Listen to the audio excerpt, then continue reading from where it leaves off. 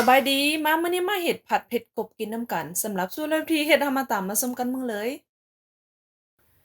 ขั้นตอนที่1เราก็สิมาตำเครื่องพริกแกงเนาะใส่มักเผ็ดลงไปใส่มักเผ็ดแห้งเด้อใส่ตามใจมักเผ็ดมักบ่เผ็ดก็ใส่ตามใจที่เรากินเด้อแล้วก็ใส่เกลือลงไปครึ่งบวงกาแฟ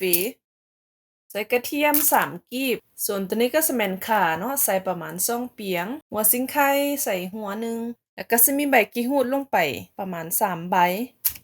นอกจากนั้นก็ตำเครื่องแกงให้มันเข้ากันดีเนาะ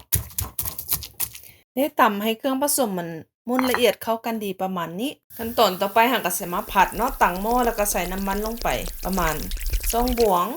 น้ำมันร้อนก็ใส่อันมักเผ็ดที่เราตำไว้เมื่อกี้ลงไป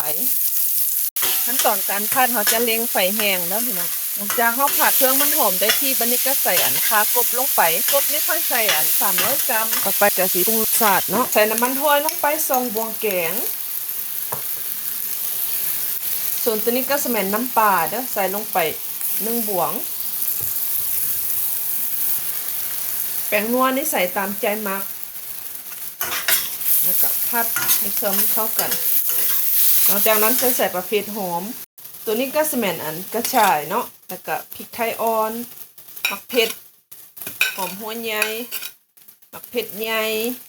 ผัดกบมันต้องใช้เครื่องเผ็ดหลายๆมันจึงหอมมันจึงบ่ขาวในเมื่อผักสุกได้ทีก็สิใส่อันโหระพาลงไปเนาะตอนสุดท้ายผู้ใดมีอันผักกะเพราก็ใส่ผักกะเพราลงไป